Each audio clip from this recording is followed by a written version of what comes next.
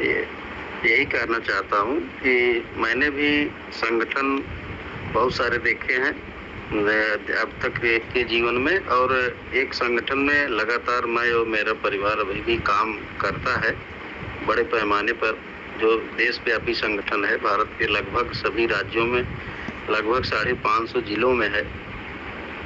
लेकिन मैं व्यक्तिगत रूप से अपने अनुभव के आधार पर कह रहा हूँ कि सभी संगठन का उद्देश्य भविष्य को लेकर के है, भूतकाल की शिक्षाओं से शिक्षा लेकर के, घटनाओं से, और भारत के मूल निवासियों के भविष्य को लेकर के है।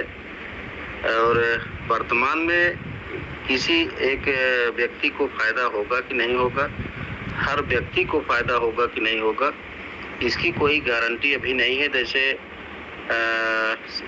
नौकरियां भारत में सीमित हैं, कुछ ही लोग पढ़ लिख करके उन नौकरियों को अचीव कर सकते हैं। 2 करोड़ 2.5 करोड़ नौकरियां हैं।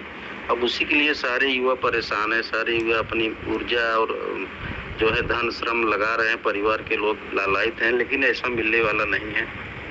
लेकिन धम्मपथ संघ में जुड़ करके, चाहे वो अदना सा बच्चा हो, बूढ़ा हो, जवान हो, स्त्री हो, कोई भी है, सब अपने जीवन के जो भी प्रश्न उठ रहे हैं मन में, जो भी जिज्ञासा उठ रही है, उसको समन करने का एक तरीका सीखा। हमने भी सीखा साल भर से, और बहुत सारे ऐसे प्रश्नों का उत्तर मिला जो इतने संगठन में काम करते हुए नहीं मिल पा रहा था, और यह रास्ता मिला। और यह सबको व्यक्तिगत रूप से लाभ देने वाला है, सबके चित्त में परिवर्तन करने वाला है। भगवान बुद्ध की शिक्षाओं पर चलने के लिए एक हमको एक रास्ता, एक मार्ग, एक युक्ति मिल गई है। तो क्यों न हम इस धम्मपथ संघ को पल्लवित पुष्पित करने के लिए अपने तन से, मन से, धन से, यथाशक्ति यथाभक्त जो है प्रयास से इसको हम आगे बढ़ाएं, ऐसा मुझे लगा। और कोई इतने जो है तर्कहीन, और जो आप ये सिद्ध करना चाहते हैं हम लोग किसी के अंधभक्त हैं, नायक पूजा में लिप्त हैं, यह जो है हल्की बात हो जाती है।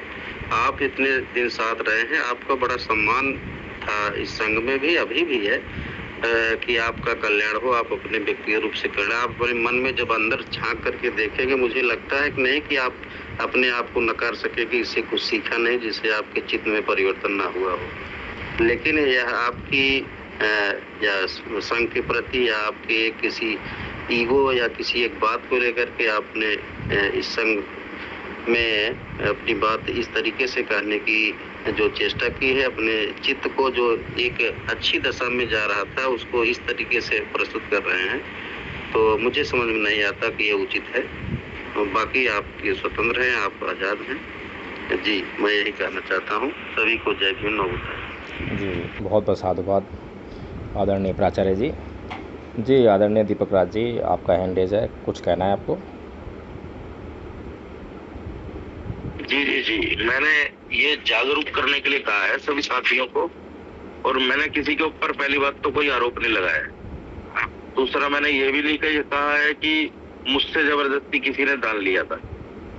और मैं इस बात को कोई आज बोले, पहले पूछे या कल पूछे, कोई भी पूछेगा तो मैं निश्चित निर्भीक होकर बताऊंगा कि हाँ भाई, वकील साहब को, नीलम जी को कोई कहीं भी बुला तो वो बिना अगर खाना भी नहीं खिलाएगा तो वो आएंगे।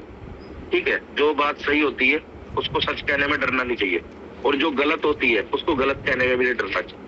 सच बोलना हमारा अधिकार है।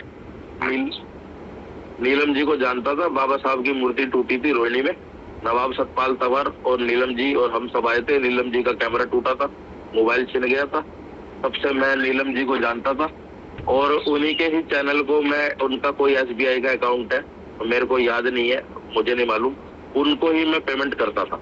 वकील साहब से मेरी बात अगस्त में हुई थी, ये इस संबंध में हुई थी कि अगर हमें कानूनी रूप से बौद्ध बनना है, अगर हम समझ चुके हैं धम्म को अच्छे से, तो कानूनी रूप से बौद्ध बनने की प्रक्रिया क्या है, इस संबंध में बात हुई थी। तो वकील साहब ने